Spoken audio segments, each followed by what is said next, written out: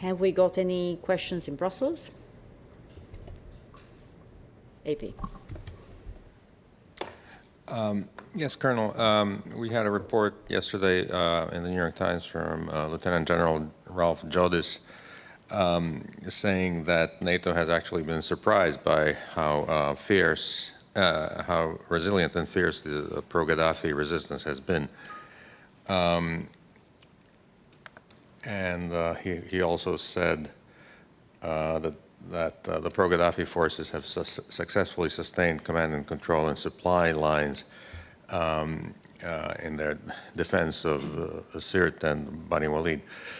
How would you comment on that? Because there seems to be a discrepancy between what you've been saying here and what General Jodis has been saying.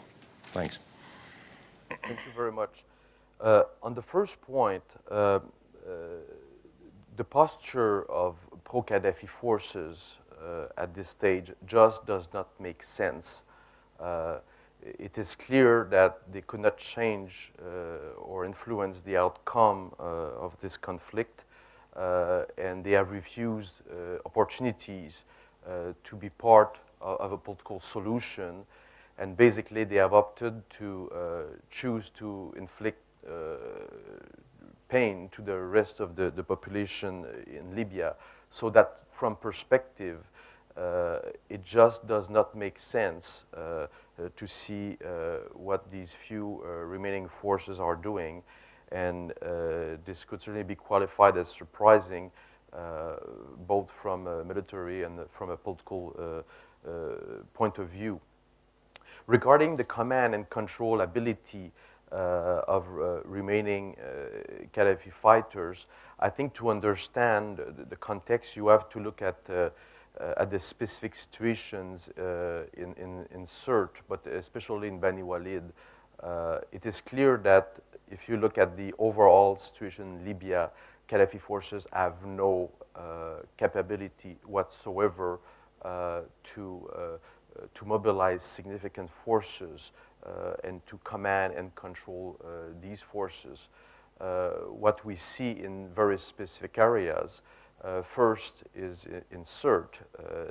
Gaddafi forces had some command and control capabilities there for some time. We do believe that this ability is now lost. So the only remaining area where they exercise some command and control at the tactical level is within Bani Walid. AFP. Justement, si Sirte chute rapidement, quelle est encore l'importance stratégique de Bani Walid? D'un point de vue stratégique, pas vraiment, parce que Bani Walid représente une fraction très petite de la population en Libye, surtout si on tient compte du fait qu'une large proportion de cette population a fui la ville. Pour nous, c'est davantage une question de protection de la population civile.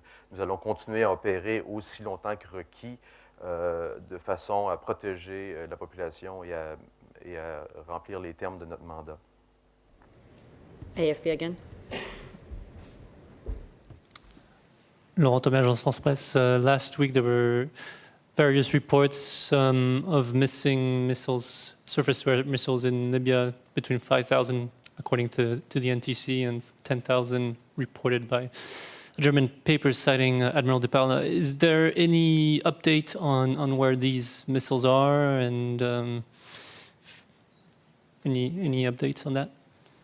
What I could say from an operational perspective is that it would be for the NTC, of course, with the support of partner nations to account for the munitions, would they be missiles or of other kinds, on the ground in Libya. Of course, from a NATO unified protector perspective, we're not operating on the ground, and this is certainly something we could monitor and track to some extent, but the bulk of the effort would have to be assumed by the NTC and by supporting nations. Just to add, Laurent, as Roland was saying in Naples, this is something that's been specifically mentioned in the United Nations Security Council Resolution 2009 as a responsibility of the National Transitional Council, and we expect the NTC obviously to implement its international commitments.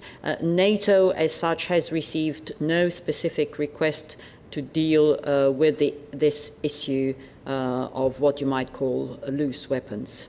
And certainly we cannot confirm any of the figures that you've seen in the press. James. Yes, Brooks Tigner, Janes, Defense Weekly. Somewhat along the same subject, though I'm not focused on the missiles. I'm wondering if the NTC has put out any feelers, formal or informal, to NATO about the post-conflict, or even as this little conflict to the side continues, as you call it, could NATO be called to do demining or disposal of armaments? Have they expressed any interest in that? I suppose this would go in your defense security drawer, security reform drawer. Thank you. Brooks, there's been no specific request along those lines as far as I know.